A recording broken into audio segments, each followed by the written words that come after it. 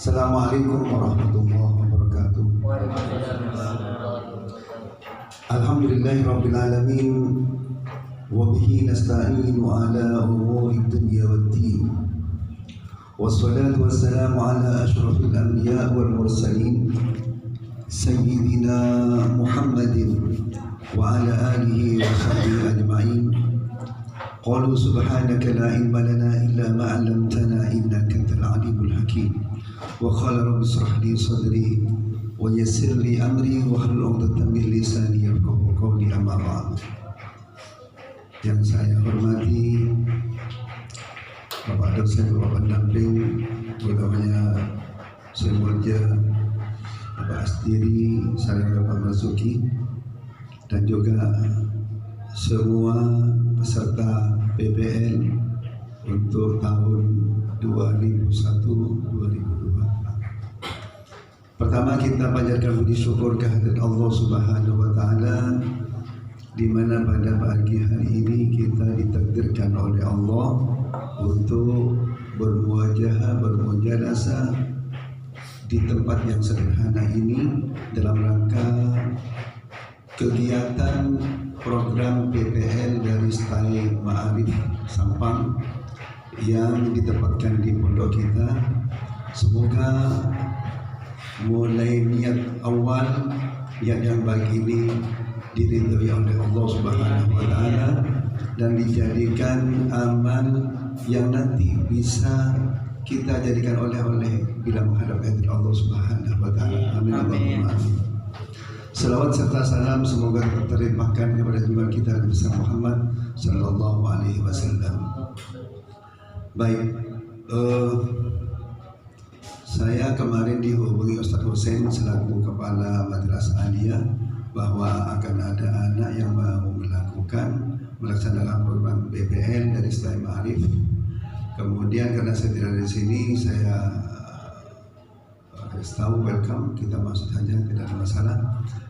Kemudian tadi pagi, karena saya kemarin satu hari penuh itu ada di perjalanan menuju Pondok Lirboyo Kediri, baru datang tadi malam jam 1. Intinya bahwa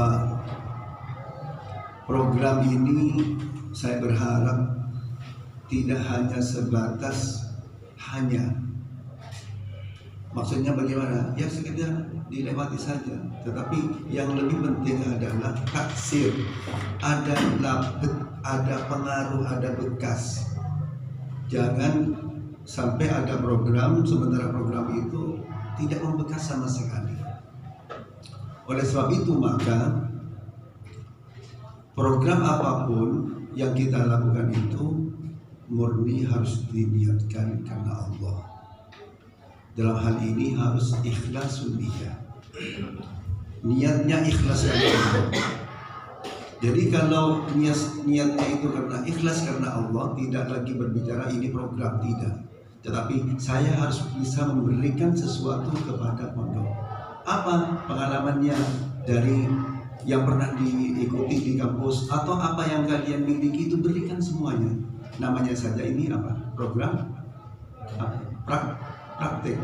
Di sini tempat praktek. Dari di situ nanti akan terkuras pikirannya, ide-idenya akan keluar. Kemudian nanti akan ada kesungguhan, ada komitmen, ada target. Di situ. Jadi adanya praktek itu nanti dengan ikhlas itu akan tumbuh rasa semangat juang. Tanpa adanya itu tidak mungkin kalian itu ada semacam motivasi untuk berbuat yang terbaik. Jadi harus diikhlasun niyah ini semata-mata karena mengharap itu dari Allah. Bukan, jadi itu betul program, tetapi kita jauh daripada itu, kita ikhlaskan semua apa yang kita lakukan ini murni untuk ibadah. Seperti yang dikatakan oleh Pak dosen tadi, itu ibadah. Ya baik. Kemudian di samping itu yang namanya praktik lapangan, bisa jadi kalian pernah mendapatkan ilmu itu atau pengalaman apa, kemudian dipraktikkan dengan pondok kita. Bisa jadi cocok, bisa jadi tidak cocok. Nah ketika tidak cocok nanti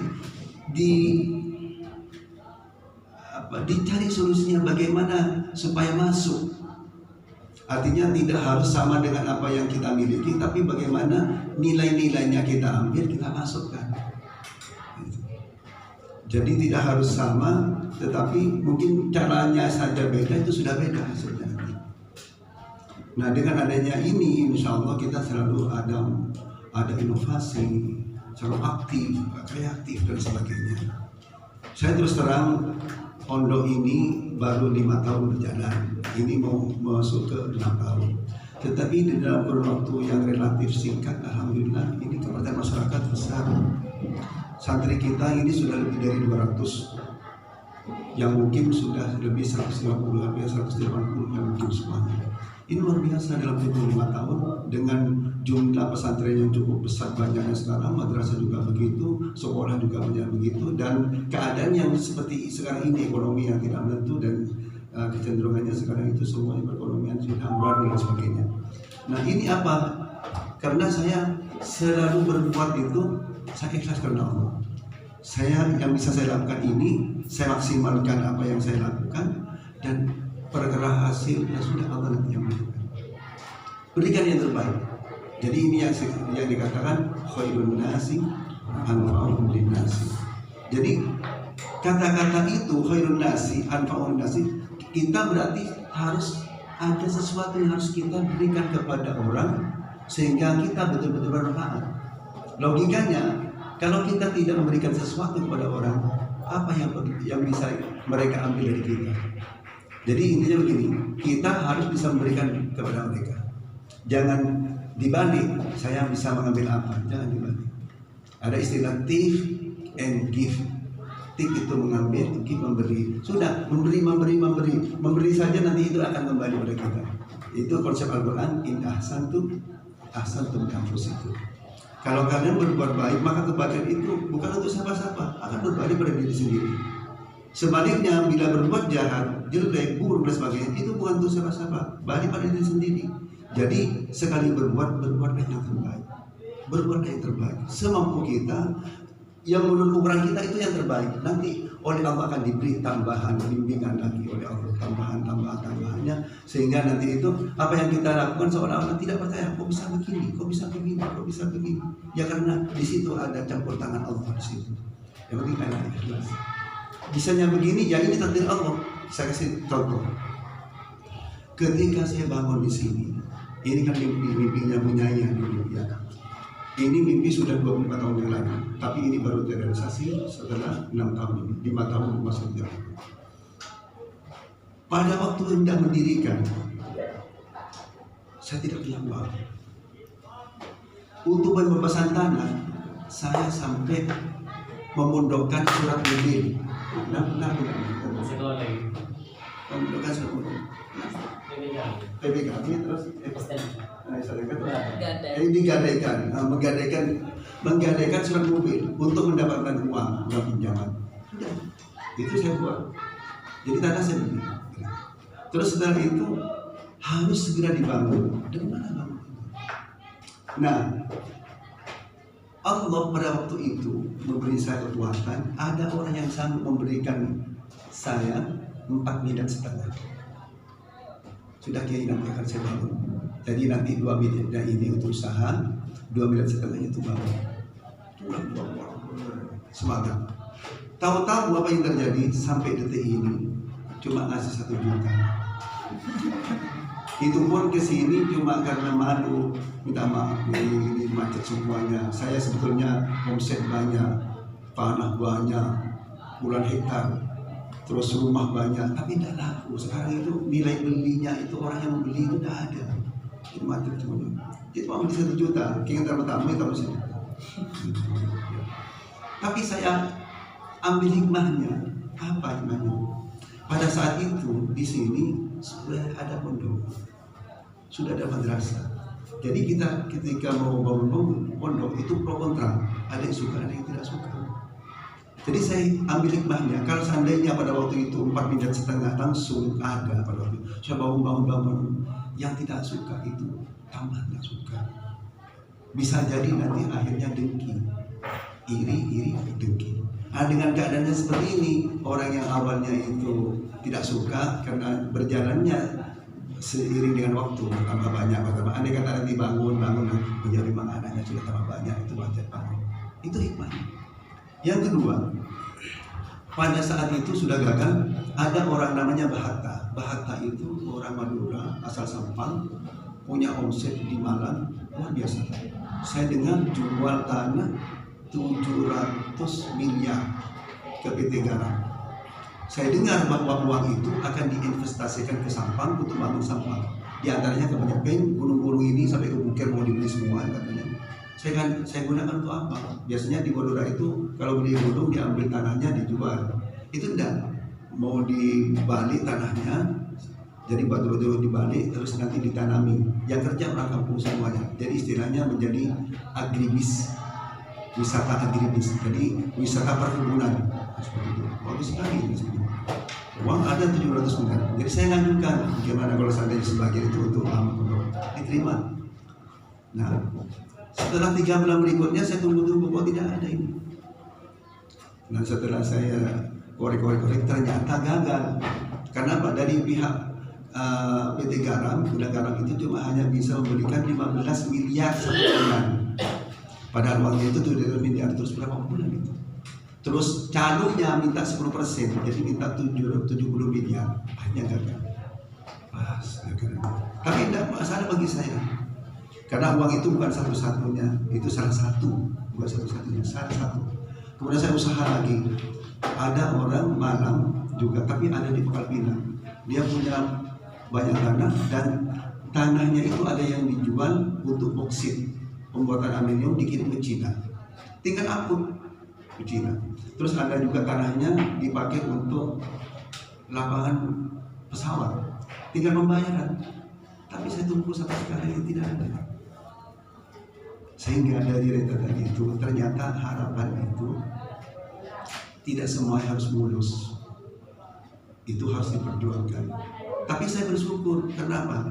Dari segi itu finansial, dana untuk pengelolaan pondok ini tersendat, tapi oleh Allah anak-anak cepat dipercepat, sehingga kayaknya itu antara sarana pondoknya dengan santrinya lebih cepat santrinya.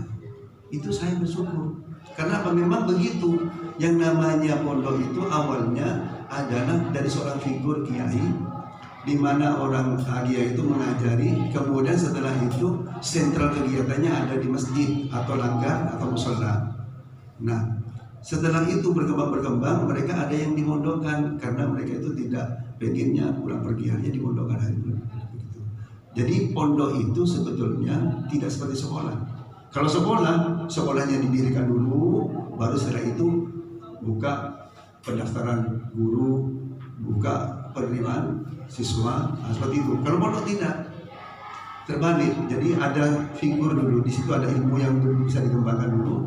Kemudian ada sentralnya masjid atau musola atau langgar. Setelah itu baru berdirinya pondok. Jadi ini sudah sesuai dengan kaidah tentang berdirinya pondok. Jadi ini insya Allah terus berkembang. Nah, saya ceritakan begini biar kalian nanti tahu. Kok seperti ini sekolahnya? Sekolahnya masih lesehan, sekolahnya itu masih disekat-sekat. Karena kita memang kekurangan lahan. Jadi nanti ini ada anak SMP 1, 2, 3 itu di kelas, yang MA itu di lesehannya begini, dipangking-pangking. Apa itu? Disekat-sekat. Ya karena tidak ada. Jadi kembali ke tadi itu, kita sarana kurang, tapi alhamdulillah santri terus bertambah. Ini sekedar hadis minimah. Tahun pertama itu santri mungkin itu cuma 5, yang mungkin. Kemudian tahun keduanya tambah 29. Tahun ketiga tambah 55. Selama setahun tambah. Ya ada yang berhenti juga terus. Tahun keempatnya 50, tambahan yang baru. Tahun kelima 50. Nah sekarang masuk 3 tahun ke-6, tidak tahu berapa ini jumlahnya karena masih nunggu nanti bulan Sya'ban. Tapi sekarang ini sampai bulan Muharram ini sudah masuk 90 adat. Jadi naiknya itu sudah meningkat. Dan ini ada kecenderungan terus meningkat. Nah, dengan demikian maka saya minta apa yang ada ini ya difahami, ya beginilah pondok. Kemudian dia mungkin untuk saat ini bisa dimaklumi nanti kalau nanti membantu mengajar seperti itu, karena memang tempatnya seperti itu. Yang penting bukan isinya, yang penting adalah isinya. Alhamdulillah, kalau bicara masalah isi, saya terus terang, saya juga dari bulan, saya juga mau di sana, tapi saya tidak bisa berbuat banyak karena di sana kiai kondisi semua dan itu sudah tamat. Kalau seandainya dirubah, itu tidak boleh. Seperti itu. Kalau di sini terus terang lebih padat daripada bulan. Saya kasih cerita tentang kegiatan pondok. Subuh itu harus berjamaah sama dengan di bulan. Ya.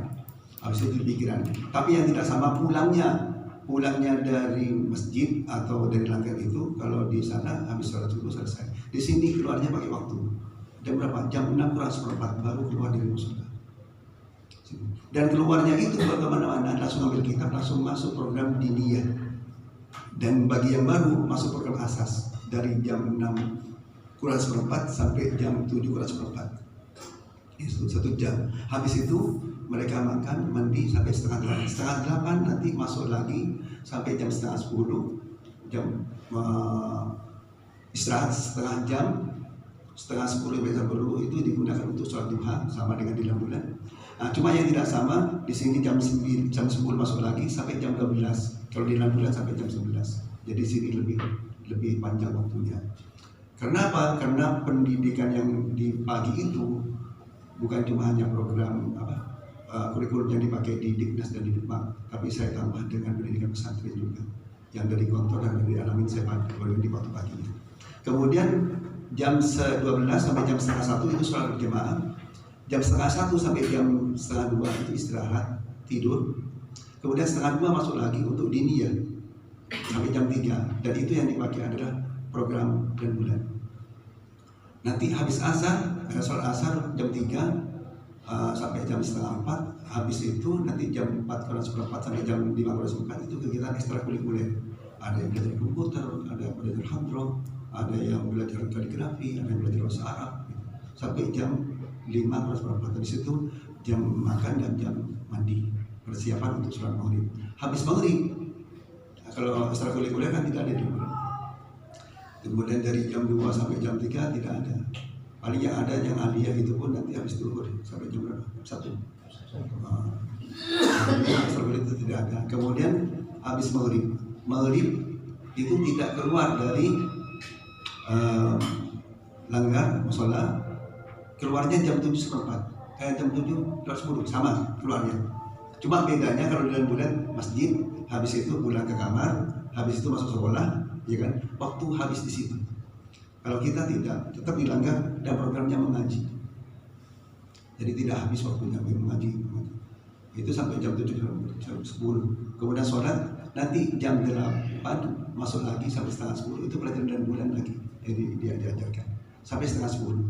Nah, kita di dalam bulan setengah 10 baru jam wajib belajar. Kita selesai di sini. Nah, kemudian jam 10 mereka belajar sendiri-sendiri, setelah itu tidur.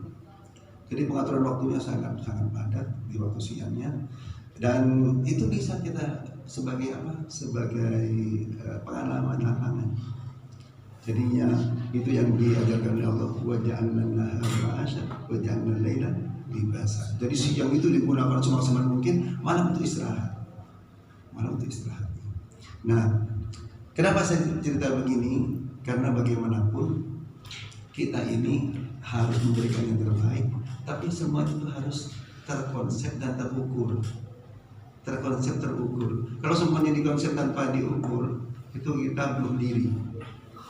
Kita mau begini, tapi kita tidak sesuai dengan apa yang tadi terkonsep terukur. Nah, alhamdulillah dengan cara begini oleh Allah, pondok kita ini alhamdulillah sudah dilirik oleh pemerintahan, sudah dianggap seperti pondok besar. Contohnya begini, kemarin di pondok kita ini diadakan vaksinasi. Kalau tidak keliru ada 1 minggu yang lalu. Kalau tidak keliru itu hari Selasa. Itu serentak se-Jawa Timur. Untuk Sampang itu diletakkan di 2 kecamatan, satunya Kecamatan Sresek, satunya Kecamatan Cilenyi. Untuk yang di Sresek itu diletakkan di Pondok Ramian, untuk yang di Cilenyi diletakkan di sini. Saya bilang kenapa tidak pondok lainnya saja, di Sampang banyak pondok-pondok besar. Di dalam itu sudah ribuan. Jadi tidak tahu, ini langsung instruksi dari Pak Udam di Manggarai Wijaya dari Jawa Timur, langsung ditunjuk. Kata saya, kenapa? Ya alhamdulillah Kiai, berarti ini Kiai nama pondoknya sudah dianggap sudah dikenal. Ya, alhamdulillah sudah dikenal meskipun kayak seperti ini. Jadi banyak kemudahan. Terus yang begini, kemarin ada pelatihan metode tahfidz, metode umi. Untuk mengadakan program metode umi itu tahfidz Quran, semua guru-gurunya harus ikut pembelajaran 12 kali tatap muka, sama dengan kuliah itu. Mulai jam 8 pagi sampai jam 12 siang setiap hari. 12 kali tatap muka. Dan itu harus ikut ke Pamekasan.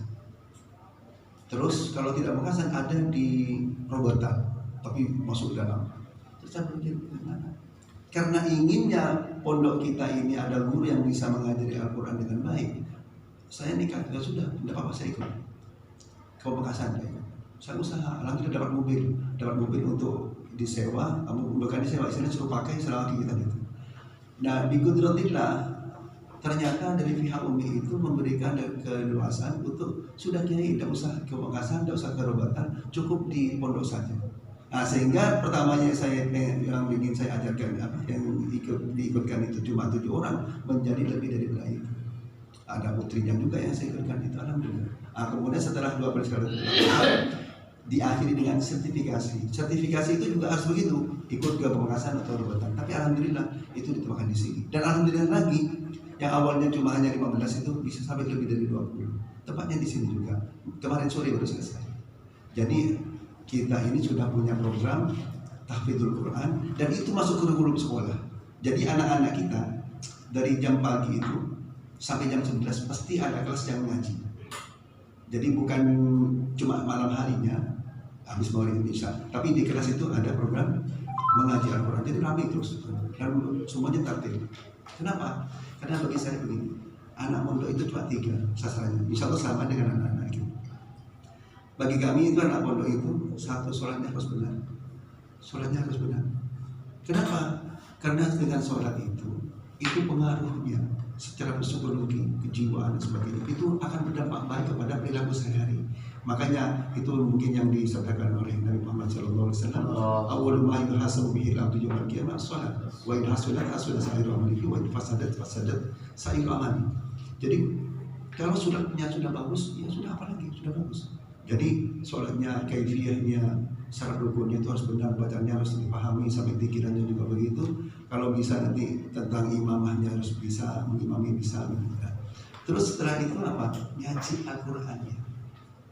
Karena banyak sekarang terus terang banyak, apalagi bukan pesantren, anak yang pesantren itu semakin melemah Qurannya.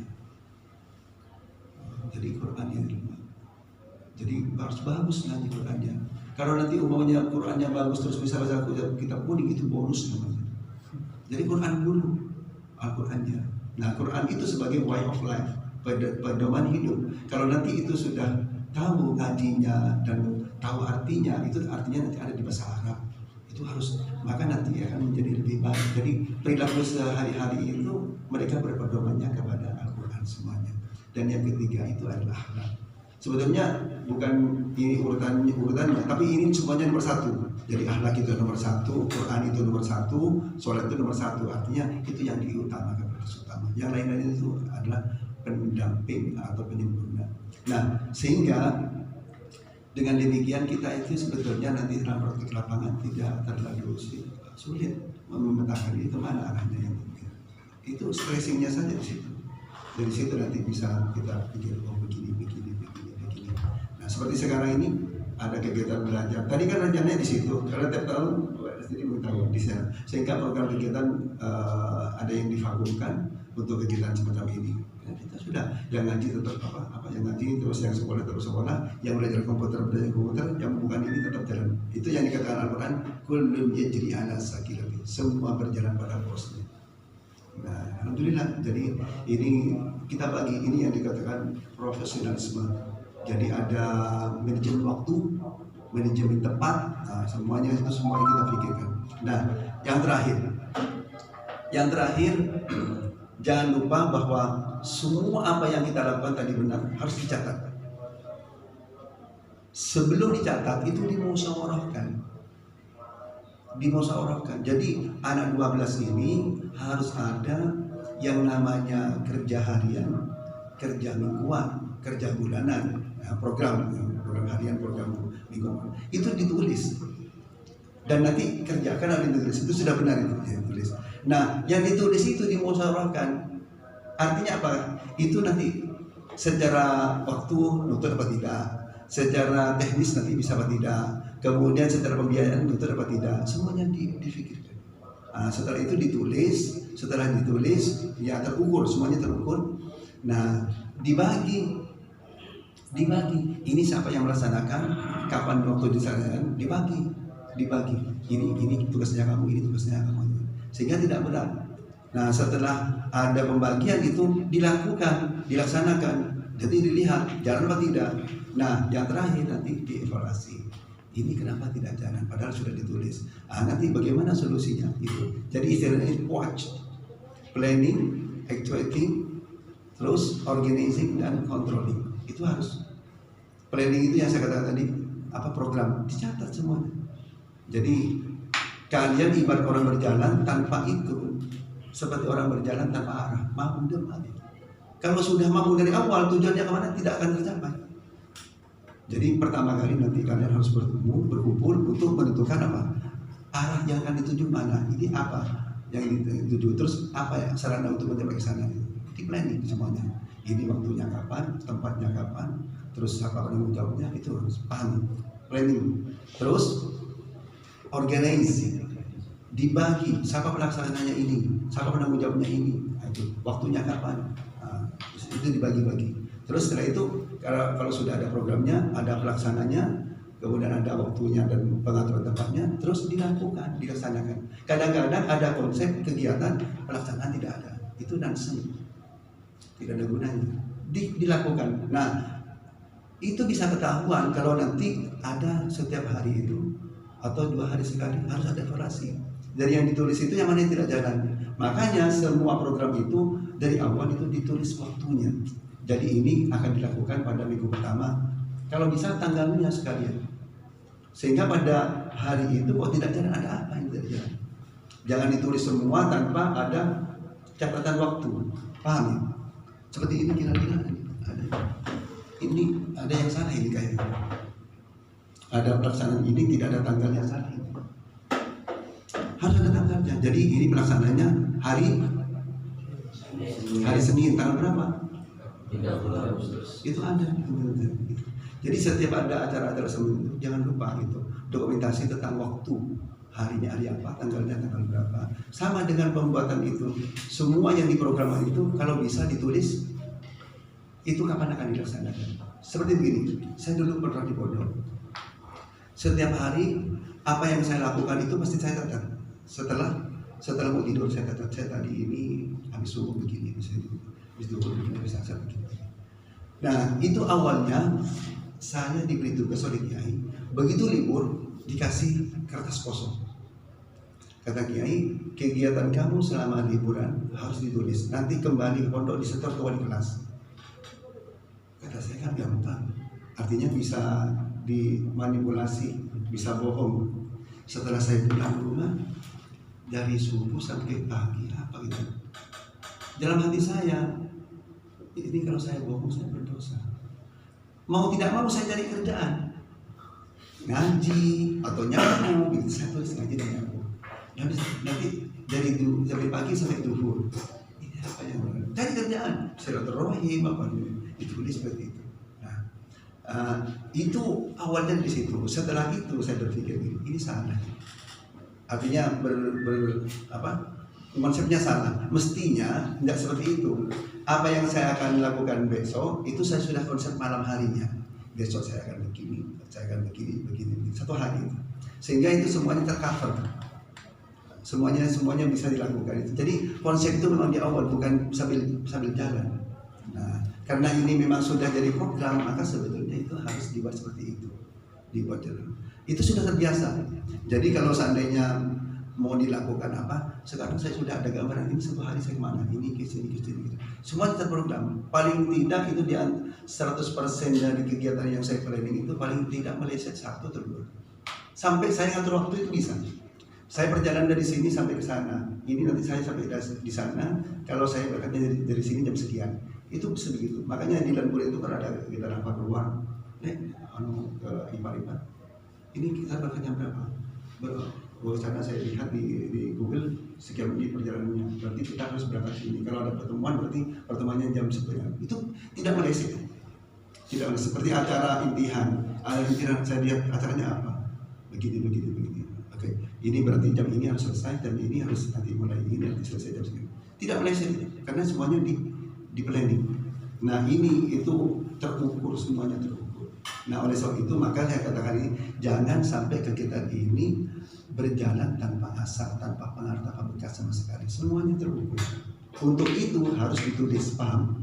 Harus ditulis, dimusyawarahkan, kalau perlu nanti minta persetujuan kepada pembimbing ini, diberitahu saya punya program ini akan dilakukan pada minggu pertama atau tanggal berapa. Kalau saya lebih detail lagi, kalian nanti akan kaget. Oke, ini sebentar. Sebetulnya Allah itu akan minta pertanggungjawaban semua. Inna sam'a wal basara wal fu'ada kullu ulaika kana anhu mas'ula. Sesungguhnya penglihatan, pendengaran, bahkan kertek hati akan diminta pertanggungjawaban. Itu per jam. Jadi umpamanya begini, dari subuh jam 5 sampai jam 6 apa yang sudah kalian lakukan? Itu kita letakkan begini, ini kotak, ada kotak 5, ini 6 sampai 7, ini 7 sampai 8, ini 8 sampai 9, kotak-kotak per jam. Ini mau diisi apa? Jam 5 sampai jam 6 itu diisi apa? Saya sholat, saya zikir, saya ngaji, oke sudah. Jam 7 sampai jam 8-nya ini sekarang diisi apa? Saya isi apa? Itu kalau nanti kalau sudah dibuat begitu, justru kita kekurangan apa yang akan dilakukan. Kalau ini kan kebanyakan kerja, ya karena tidak dipetak-petak semangat itu. Kalau dipetak-petak itu pasti kurang. Jadi begini, pekerjaan kalau dipikirkan banyak, kalau diomongkan tidak akan habis, tapi kalau dilakukan kurang. Saya ulangi, pekerjaan kalau dipikirkan banyak, pekerjaan kalau dipikirkan banyak, kalau diomongkan tapi bila dilakukan itu akan selesai. Itu maka Allah mengatakan berfirman, wa idza faragta fansab. Apabila kalian telah melakukan satu aktivitas, maka segera lakukan untuk berikutnya. Jangan menunda-nunda. Nanti karena apa? Berikutnya itu ada lagi. Makanya bagi kita itu ada filsafat the time is duty and responsibility. Waktu itu adalah tugas dan tanggung jawab. Kalau bagi orang-orang itu time is money. Kalau bagi orang Islam itu waktu kasih. Tapi bagi kita itu adalah tugas, semua adalah tugas pengabdian kita dan itu harus dipertanggungjawabkan. Makanya kalau sudah diberi itu tidak ada waktu untuk beristirahat. Kalau bagi saya itu anak-anak saya tanamkan itu. Kapan waktunya kalau sudah begitu? Bila selesai mengerjakan satunya lagi. Kapan saya katakan ar-rahatu fil jannah. Nanti kita untuk istirahat di surga. Jadi di dunia bukan buat istirahat di surga nanti. Itu kita terus sebentar. Nah, ini motivasi sekaligus sekedar pembekalan awal. Mudah-mudahan pelaksanaan kegiatan ini bisa berjalan dengan sesuai dengan harapan dan nanti semuanya akan mendapatkan banyak manfaat dan banyak mendapatkan berkah dari kegiatan ini. Saya akhiri dengan pembacaan doa. Bismillahirrahmanirrahim. Alhamdulillahirabbil alamin. Syakiril hamdan wa kabir mazida. Ya rabbana lakal hamdu kama yanbaghi li jalali wajhika wa 'azimi subhanaka la ilaha illa anta anta kama asrita دائما يا ارحم الراحمين. اللهم صل على سيدنا محمد صلاه تنجينا بها من جميع الاهوال والافات تقضي لنا يا الله بالحاجه وتطهرنا بها من جميع السيئات وترفعنا بها الى الدرجات وتبلغنا بها من جميع الخيرات والحياه والامل. اللهم سلمنا وسلم ديننا ودنيانا واهلنا والمسلمين من كل هم وغم وطعن وبلاء ظاهر وباطن يا رب العالمين يا رب كل شيء بقدرتك على كل شيء، اغفر لنا كل شيء ولا تسألنا كل شيء ولا تسألنا كل شيء واعطينا كل شيء Allahumma zidna ilma warzuqna Allahumma zidna ilma warzuqna Allahumma zidna ilma warzuqna Muhammad Allahumma zidna fahman nabiyyin wa hamdul mursalin wa ilhamal malaikatika al-muqarrabin bi rahmatika ya arhamar rahimin Allahumma la sahla illa ma ja'altahu sahlan wa anta taj'alul hazana shi'tan sahlan Allahumma nawwir qulubana bi nuri hidayatika kama nawwarta al-ardha bi nuri shamsika wa qamarika abadan abada bi rahmatika ya arhamar rahimin Allahumma ja'al awladana wa talamidina ya Allah min ahli al-ilmi wa ahli al-khair wa ahli as-sa'adah wal jannah wa la ahad minhum min ahli الشر وأهل الضير اللهم قم أحدنا هذا دارنا جبل واشف عنه شر الماكرين ومكر الماكرين أينما كانوا لا تكن مكانهم وصلى الله تعالى على سيدنا ومولانا محمد وعلى آله وصحبه وسلم والحمد لله رب العالمين بسر أسرار الفاتحة أعوذ بالله من الشيطان الرجيم بسم الله الرحمن الرحيم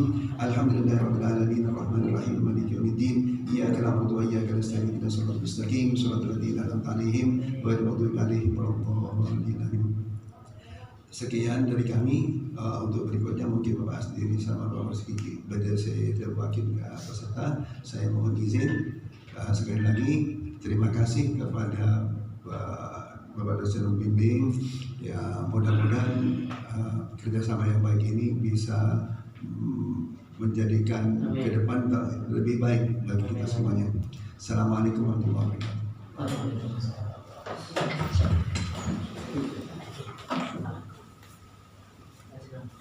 Pakai federasi dan bulan. Siapa tuan? Faisal. Faisal. Terima kasih.